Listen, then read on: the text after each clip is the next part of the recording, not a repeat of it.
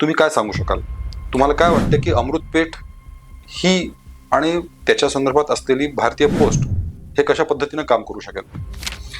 खरं तर अमृतचं व्हिजन हे खूप मोठं आहे की ग्रामीण भागातल्या लोकांना, त्यांच्या व्यावसायिकांना मार्केट मिळवून देणं हे फार मोठी जबाबदारी अमृत हे करतंय.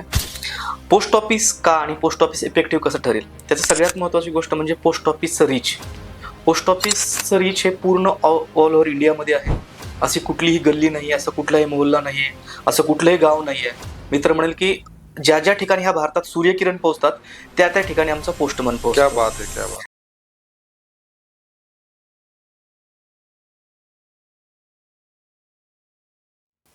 नमस्कार. अमृत प्रवाह मध्ये आपलं सगळ्यांचं स्वागत आहे. अमृत या महाराष्ट्र शासनाच्या स्वायत्त संस्थेच्या विविध योजनांसंदर्भात आपण आतापर्यंत अनेक वेळा बोललेलो आहोत. आता एका नवीन विषयांसंदर्भात आपण बोलणार आहोत आणि हा विषय अतिशय जिव्हाळ्याचा विषय राहणार आहे याची मला कल्पना आहे. अमृत या संस्थेमार्फत जेव्हा आपण काही योजना सुरू केल्या त्यावेळेला शैक्षणिक योजनांकडून आपण व्यावसायिक योजनांकडे वळलो. कारण शैक्षणिक योजना आणि त्या शैक्षणिक योजनांच्या आधारावर मिळणाऱ्या नोकऱ्यांची संख्या हे बघता भविष्य हे व्यवसाय करणं आणि व्यवसायाच्या माध्यमातून आर्थिक स्तर वाढवणं याच्याशिवाय पर्याय नाही हे लक्षात आलं. आणि केंद्र शासन आणि राज्य शासन सगळेजण एकच सांगतायत की जास्तीत जास्त जणांनी व्यवसाय करावा. म्हणून मग अमृतने व्यावसायिक जास्तीत जास्त युवक युवतींना तयार करण्यासाठी म्हणून आपण अनेक प्रकारच्या योजना आखल्या. त्यामध्ये महत्त्वपूर्ण योजना म्हणजे व्यावसायिकता आणि त्या संदर्भातील गुण आपल्यामध्ये निर्माण होण्यासाठी, वाढ होण्यासाठी म्हणून अनेक योजना आपण सुरू केल्या. त्या संदर्भात आपण IGTR, Indo German tool room, MCED यासारख्या मोठमोठ्या चांगल्या संस्थांबरोबर करार करून अनेक युवक युवतींना आपण प्रशिक्षण द्यायला सुरुवात केली.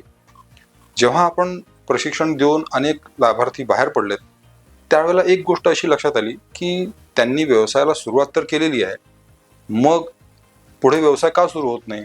तेव्हा लक्षात आलं की अमृत ही संस्था जी काम करते ती खुल्या प्रवर्गातील आर्थिकदृष्ट्या दुर्बल घटकातील युवक युवतींसाठी करते. मग त्यांच्याकडे उद्योग व्यवसाय सुरू करण्याकरता जर आर्थिक उत्पन्न किंवा आर्थिक ताकद नसेल तर ते उद्योग कसे सुरू करणार?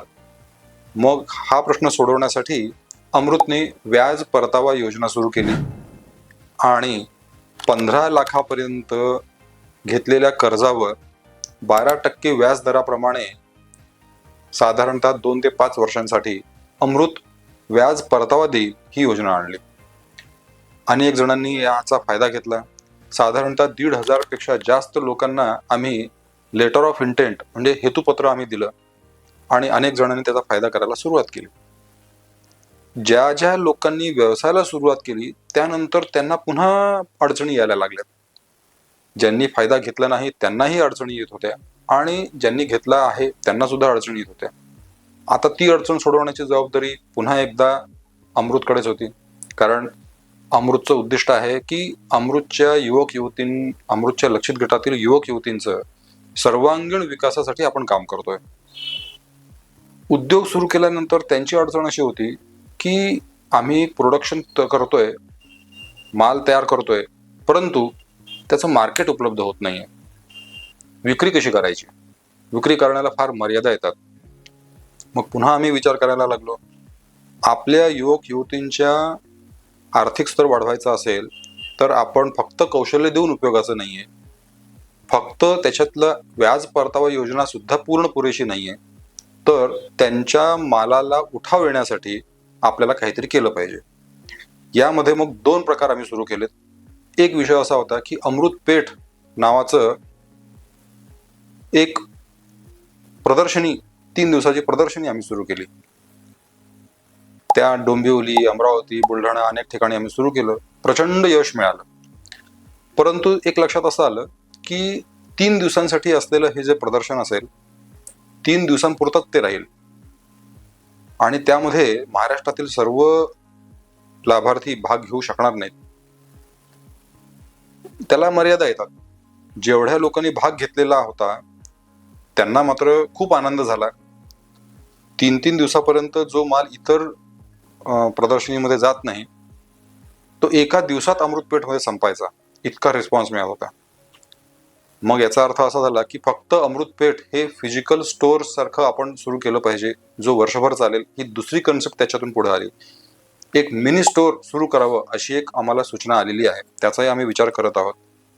पण त्यालाही एक मर्यादा आहे, कारण ते एका विशिष्ट क्षेत्रामध्ये एका विशिष्ट जागेवर ते उपलब्ध राहील. आणि ते वर्ष आणि अमृतपेठ ही जी प्रदर्शनी आहे ही वर्षातून 2दा 3दा किंवा 4दा घेता येईल. पुढं काय. मग त्यानंतर अशी कल्पना आली की आपल्याला ई कॉमर्स या प्लॅटफॉर्मवर उतरलं पाहिजे, त्याच्याशिवाय पर्याय नाही. मग त्याची तयारी सुरू झाली. आपल्या अमृतच्या लक्षित गटातील लाभार्थ्यांसाठी अमृतनी ई कॉमर्स क्षेत्रामध्ये सुद्धा उतरायचं ठरवलं. या संदर्भात अमृतला अनेक जणांनी मदत केली. एकाने तर आम्हाला सांगितलं की तुमचा ई कॉमर्सचा प्लॅटफॉर्म आम्ही आमच्या CSRच्या माध्यमातून तुम्हाला उपलब्ध करून देऊ. आणि या आपल्या पॉडकास्टच्या माध्यमातून मी त्यांचे सुद्धा अत्यंत मनपूर्वक आभार मानतो. कारण अमृत काही एवढी मोठी संस्था नाहीये की ई कॉमर्स प्लॅटफॉर्म एवढी चॅलेंज घेऊ शकेल. परंतु असे जे चांगले मित्र आम्हाला मिळाले त्याच्यामुळे आपण ई कॉमर्स प्लॅटफॉर्मवर आपण सुरू केलं. त्याचं नाव सुद्धा आपण अमृतपेठ असं ठेवलेलं आहे.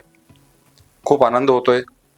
गेल्या 1-2-3 महिन्यापासून आपण याच्यावर काम करतोय आणि आता आपण एक नवीन लेवलला पोहोचलेलो आहोत.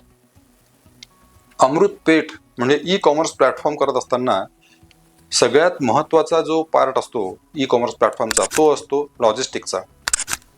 विक्री करणारा आणि विकत घेणारा ह्या दोघांमधला महत्त्वाचा दुवा असतो लॉजिस्टिक करणारा, म्हणजे इकडचा माल तिकडे पाठवणारी यंत्रणा. या यंत्रणेसंदर्भात आम्ही अनेक वेगवेगळे पर्याय शोधलेत आणि त्या पर्यायाचा आम्ही अभ्यास केला, वेगवेगळ्या पद्धतींवर अभ्यास केला. मग असं लक्षात आलं की भारतामध्ये सगळ्यात उत्कृष्ट अशी लॉजिस्टिक सपोर्ट असलेली यंत्रणा म्हणजे ती आहे भारतीय पोस्ट. आणि त्या भारतीय पोस्ट सोबत अमृतने आपण एक करार केलेला आहे आणि त्या करारामुळे मला इतका आनंद झालेला आहे की भारतातल्या कुठल्याही ई कॉमर्स प्लॅटफॉर्मपेक्षा अमृतचं ई कॉमर्स प्लॅटफॉर्म हे अतिशय उत्कृष्ट दर्जाचं होईल यात मला तिळमात्र शंका नाही. पण हे जे मी म्हणतोय याला सपोर्ट काय, तर या संदर्भात माहिती सांगण्याकरता आपल्याकडे आलेले आहेत ज्ञानेश्वरजी अंभोरे साहेब. ज्ञानेश्वरजी, आपल्या या प्लॅटफॉर्मवर मी स्वागत करतोय. ज्ञानेश्वरजी हे भारतीय पोस्टमध्ये मार्केटिंग एक्झिक्युटिव्ह म्हणून पुणे सिटी पोस्टमध्ये काम करतात. 2010 पासून ते पुणे भारतीय पोस्टशी संपर्कात आहेत, त्यांची नोकरी करतायत आणि मार्केटिंगचा भाग ते अत्यंत परिणामकारकरित्या सांभाळत आहेत. आणि अमृतसोबत जो भारतीय पोस्टचा जो करार झालेला आहे त्या करारामध्ये अत्यंत महत्त्वपूर्ण भूमिका त्यांची होती. तर ज्ञानेश्वरजी, अमृतचा आणि भारतीय पोस्टचा जो करार झालेला आहे त्या कराराच्या पार्श्वभूमीवर तुम्ही काय सांगू शकाल? तुम्हाला काय वाटतं की अमृतपेठ ही आणि त्याच्या संदर्भात असलेली भारतीय पोस्ट हे कशा पद्धतीने काम करू शकेल? नमस्कार, मी Dnyaneshwar Ambhore, marketing executive, Pune city west division. खरं तर अमृतचं व्हिजन हे खूप मोठं आहे की ग्रामीण भागातल्या लोकांना, त्यांच्या व्यावसायिकांना मार्केट मिळवून देणं हे फार मोठी जबाबदारी अमृतने हे करते. पोस्ट ऑफिस का आणि पोस्ट ऑफिस इफेक्टिव्ह कसं ठरेल, त्याचं सगळ्यात महत्त्वाची गोष्ट म्हणजे पोस्ट ऑफिसचं रीच. पोस्ट ऑफिसचं रीच हे पूर्ण ऑल ओव्हर इंडियामध्ये आहे. अशी कुठलीही गल्ली नाही आहे, असं कुठलाही मोहल्ला नाही आहे, असं कुठलंही गाव नाही आहे.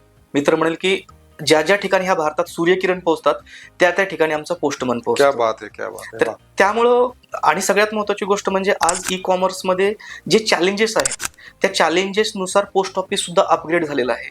150 वर्षापूर्वी सुरू झालेली ही संस्था आज लोकांच्या विश्वासात पात्रच असण्याबरोबरच एक नवीन दृष्टीनं आधुनिक रूपात तिनं स्वतःला बदलून घेतलेलं आहे. त्यामुळं आमची डिलिव्हरीचे रेट्स असतील, डिलिव्हरीमध्ये SMS अलर्ट असतील किंवा या स्टेटस पाहण्यासाठी स्कॅनिंग असेल, ह्या सगळ्या गोष्टी आमच्याकडे अपडेट झालेल्या आहेत. त्यामुळे अमृतसाठी पोस्ट ऑफिस इतर कुठल्याही लॉजिस्टिक पार्टनरपेक्षा, इतर कुठल्याही कुरिअर पार्टनरपेक्षा बेस्ट ऑप्शन असेल. क्या बात आहे. आता भारतीय पोस्ट या संदर्भातील आपली जी काही कन्सेप्ट होती, इव्हन माझी पण होती की भारतीय पोस्टबद्दल आपण कुठं करार करावा त्यापेक्षा कुठल्याही प्रायव्हेट लॉजिस्टिकबद्दल आपण करार करूया. परंतु मला अशी माहिती अनेक जणांनी सांगितली की एक काळी तसा होता, परंतु आता गेल्या काही वर्षभरामध्ये भारतीय पोस्टची रूपरेषा आणि त्याचे काम करण्याची पद्धती पूर्णपणे बदललेली आहे. मला खरोखरच आनंद झाला, म्हणून आपण नंतर एकमेकांशी बोलायला लागलो. भारतीय पोस्ट आता नेमकी जी काही सर्व्हिसेस देते ती कुठली सर्व्हिसेस अमृत पेठला उपलब्ध करून देणार आहे? येस, त्याच्यामध्ये आपल्यासाठी सगळ्यात महत्त्वाचे आहे स्पीड पोस्ट सर्व्हिस आणि बिझनेस पार्सल सर्व्हिस. आणि याच्यामध्ये आपण COD सुद्धा देतोय, कॅश ऑन डिलिव्हरी. ई कॉमर्समध्ये कॅश ऑन डिलिव्हरीला खूप महत्त्व आहे, ज्याच्यामध्ये तुम्हाला तुमचा माल इथं बसून विकता येईल. पोस्ट ऑफिसच्या COD मध्ये आणि इतर COD मध्ये काय फरक आहे तो मेजर फरक तुम्हाला सांगतो सर. कारण की पोस्ट ऑफिसचे CODचे जे चार्जेस आहे, कमिशन आहे, तो 1.6 आहे. म्हणजे तुम्ही 1000 रुपयाचा माल विकला 1000 रुपयाचा, तर त्यावेळेस पोस्ट ऑफिस फक्त 16 रुपये कमिशन घेतं, की जे तुम्हाला या लॉजिस्टिक सेक्टरमध्ये इतकं कमी कमिशन कुठेही घेतलं जात नाही. खरं आहे. दुसरा महत्वाचा फायदा असा आहे की ज्यावेळेस एखादा कस्टमर एखादा आपल्याला विक्रेता COD चालू करतो, त्यावेळेस COD हे पूर्णपणे खरेदी केली जाते ही सोशल मीडियाच्या प्लॅटफॉर्मवर बऱ्यापैकी. म्हणजे तुमचं इंस्टा असेल, तुमचं फेसबुक असेल किंवा व्हॉट्सअप असेल, यावरून ती एखादी COD खरेदी केली जाते. मग ती वस्तू खरेदी केल्यानंतर उदाहरणार्थ एखाद्याने एखादा शूज ब्रँडिंग केला अमृतवर आणि त्याची ऍड बघितली आणि त्यानं गुगलवरती शूज खरेदी केला, त्यानंतर गुगल, इंस्टा किंवा इतर सोशल मीडिया त्याला फक्त शूजच्याच ऍड दाखवतो. मग त्यानं अमृतमधून तो शूज घेतला असेल 700 रुपयाला, आणि जोपर्यंत आपली वस्तू तिथे जाते तोपर्यंत त्या एखाद्या ऍडमध्ये त्याला तोच शूज, तीच क्वालिटी, तशाच पद्धतीचा तोच कलर, तो शूज त्याला मिळत असेल 500 रुपयाला, तर कस्टमरचा माइंड चेंज होतो आणि कस्टमर 500चा शूज सिलेक्ट करतो.